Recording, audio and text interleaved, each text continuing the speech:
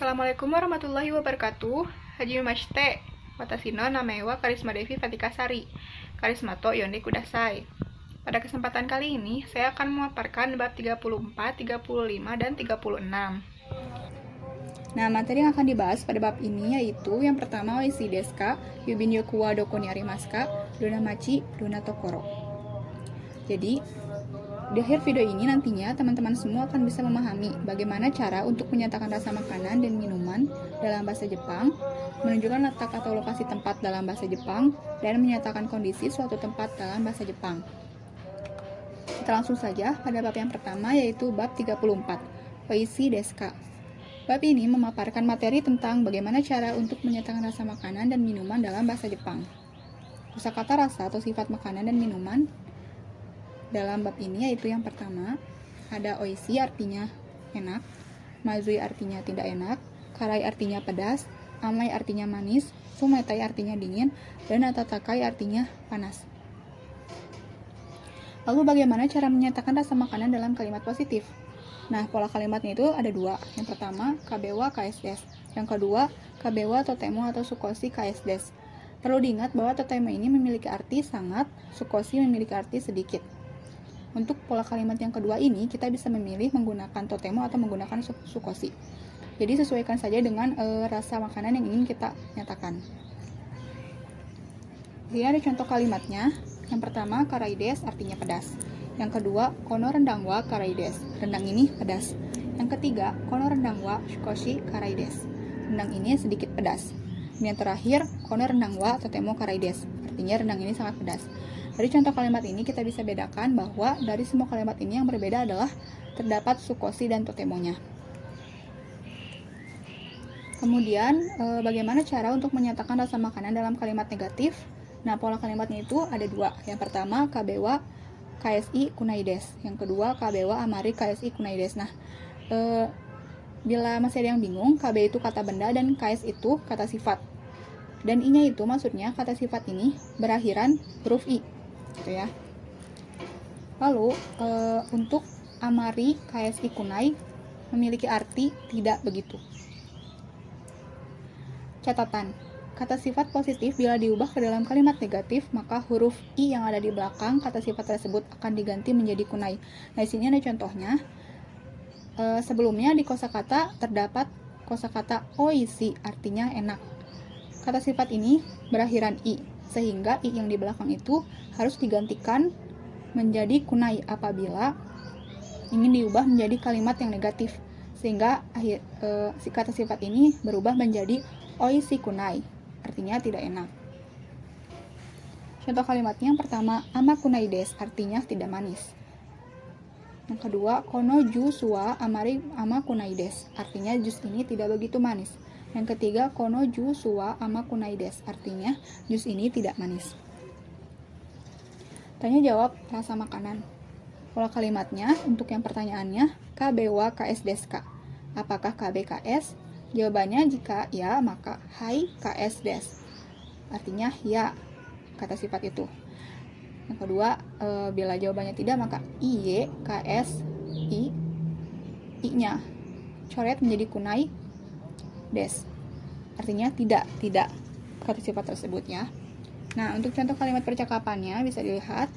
Untuk orang yang pertama, dia menyebutkan bahwa kono padang rioriwa karai desu ka, artinya apakah masakan padang ini pedas? Dijawab hai karai desu untuk yang perempuannya. Ya, pedas. Dia menyatakan bahwa masakan padangnya itu pedas. Nah, untuk yang anak laki-lakinya, dia mengucapkan iye amari karakunai desu. Artinya tidak begitu pedas.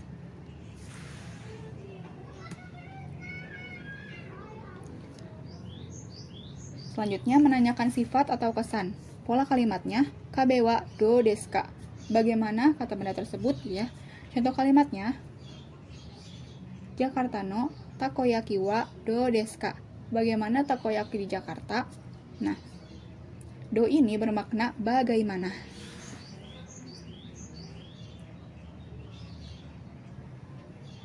Lalu di sini ada contoh kalimatnya juga. Orang pertama menyatakan bahwa Osaka no takoyaki wa oishi desu ka? Apakah takoyaki di Osaka enak? Orang kedua menjawab, "Hai, oishi desu. Jakarta no takoyaki wa do desu ka?" Ya, enak. Bagaimana takoyaki di Jakarta? Dijawab kembali, "Amari oishi kunai desu. Tako ga chisai desu." Artinya tidak begitu enak. Daging guritanya kecil. Lalu, untuk yang bab kedua, bab 35. Yubin yoku wa doko ni arimasu ka?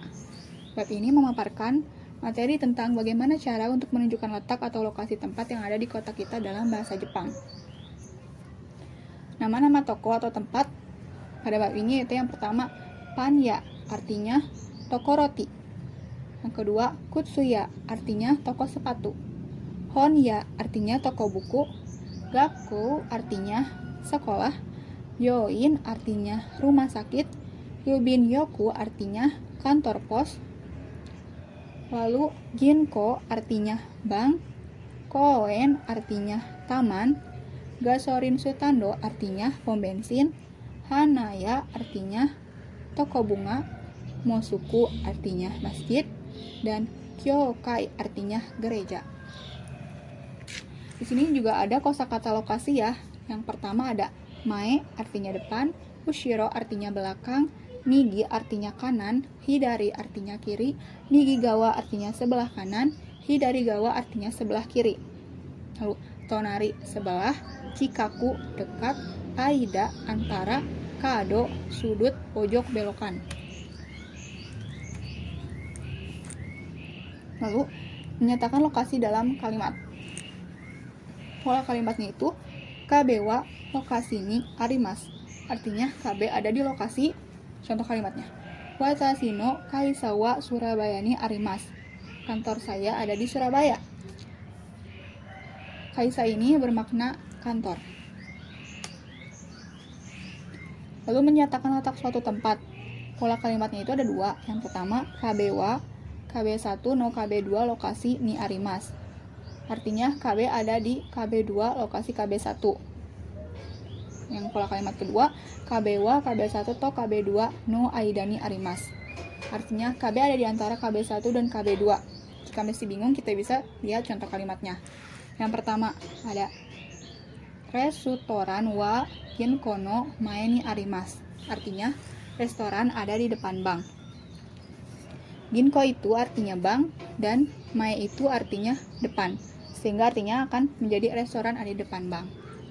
Yang kedua, kutsuya wa honyato panyano aidani arimasu.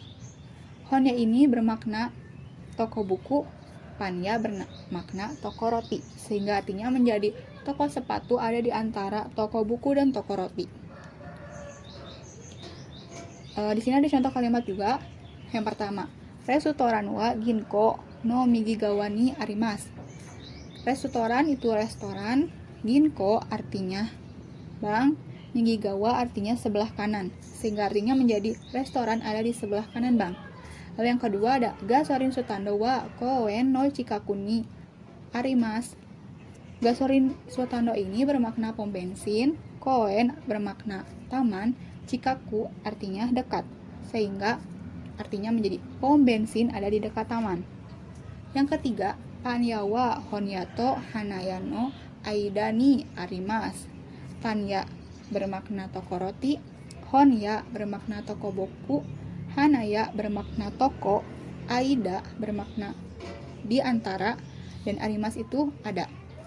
Jadi artinya menjadi toko roti ada di antara toko buku dan toko bunga. Lalu menyatakan arah jalan. Pola kalimatnya ada dua. Yang pertama, migi atau hidari ni magarimasu. Belok ke kanan atau ke kiri. Yang kedua, KBO migi atau hidari ni magarimasu. Artinya belok ke kanan atau kiri di KB. Jadi migi ini bermakna kanan, hidari ini bermakna kiri. Contoh kalimatnya yang pertama, gasorin sutando migi ni magarimasu. Belok ke kanan, dibelokkan pom bensin. Yang kedua, kono kado hidari ni magarimasu. Artinya belok ke kiri di belokan ini. Selanjutnya menanyakan lokasi. Pola kalimatnya itu ada dua. Yang pertama, kabe wa doko desu ka? Artinya KB di mana? Lalu yang kedua, kabe wa doko ni arimasu ka? KB ada di mana? Jadi ada dua contoh kalimatnya juga. Yang pertama, koen wa doko desu ka? Taman ada di mana? Yang kedua, mosuku wa doko ni arimasu ka? Masjid ada di mana? Catatan, untuk pola kalimat pertama merupakan kalimat singkatan dari pola kalimat kedua. Dan doko ini bermakna mana. Di sini ada contoh kalimat percakapannya. Orang pertama mengatakan, sumimasen, gakko wa doko arimasu ka? Permisi, sekolah ada di mana? Orang kedua menyatakan, yubin yoku no mae arimasu. Artinya ada di depan kantor pos. Kemudian orang pertama mengatakan, arigatou gozaimasu, terima kasih. Lalu kita ke bab terakhir, yaitu bab 36, Donamachi Donatokoro. Bab ini memaparkan materi tentang bagaimana cara untuk menyatakan kondisi suatu tempat dalam bahasa Jepang. Nah, nama tempat di Indonesia ada beberapa yang saya ambil. Yang pertama, Bari, artinya Bali. Borobuduru, artinya Borobudur. Bunaken, artinya Bunaken. Taman Mini, artinya Taman Mini. Pulau Seribu, artinya Pulau Seribu. Tobako, artinya Danau Toba. Di sini juga ada kata sifatnya. Yang pertama, Atsui, artinya panas. Samui, artinya dingin. Suzushi, artinya sejuk. Oki, artinya besar. Chisai, artinya kecil. Utsukushi, artinya indah. Shizuka, artinya tenang.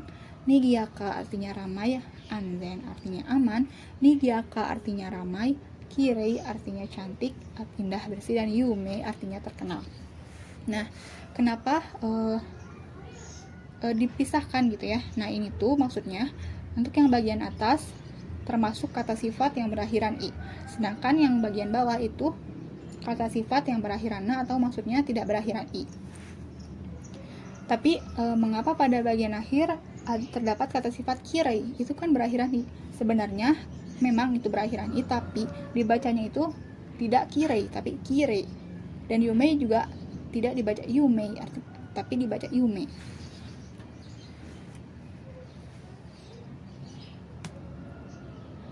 Lalu bagaimana cara menjelaskan kondisi kota? Pola kalimatnya itu yaitu KB wa KSI KSNA des. KB adalah KSI KSNA. Contoh kalimat, Jakarta wa Atsui des. Jakarta panas.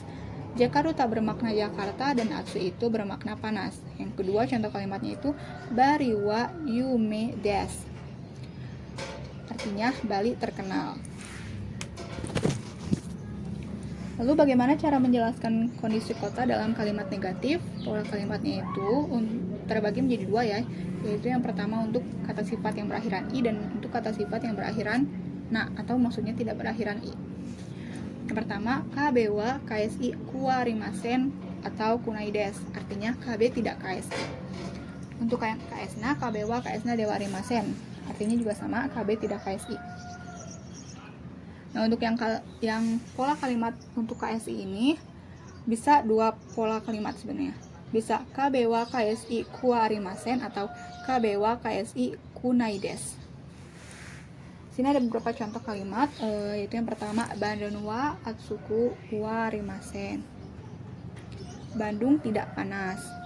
Yang kedua, Bandung wa atsuku nai des, artinya Bandung tidak panas. Yang tiga, Medan wa shizuka dewa arimasen, artinya Medan tidak tenang. Kemudian kondisi suatu tempat. Pola kalimatnya itu juga ada dua. Yang pertama untuk kata sifat yang berakhiran i, pola kalimatnya KB wa KSI machi, tokoro, dan sebagainya das. Artinya KB adalah kota, tempat, atau dan sebagainya yang KSI. Dan untuk yang kata sifatnya ada KB wa KSNA tambah na, ormachi, ortakoro, atau dan sebagainya des. KB adalah kota, tempat, dan sebagainya yang KSNA. Nah, mengapa ini yang machi, tokoro, dan sebagainya? Jadi kita itu bisa memilih dari salah satunya. Bisa menggunakan machi, bisa menggunakan tokoro, atau dan sebagainya. Maksudnya dan sebagainya ini kita bisa menggunakan hal lainnya lagi. Misal laut, bahasa Jepangnya itu apa gitu ya. Seperti itu. Nah, di sini ada contoh kalimatnya. Ada dua, yaitu yang pertama Bandung wa atsui machi des, artinya Bandung adalah kota yang panas. Yang kedua, Bari wa yume na tokoro des, artinya Bali adalah tempat yang terkenal. Sekian yang dapat saya sampaikan. Mohon maaf apabila banyak kekurangan. Semoga bermanfaat bagi teman-teman semua. Wassalamualaikum warahmatullahi wabarakatuh. Arigatou gozaimasu. Sayonara.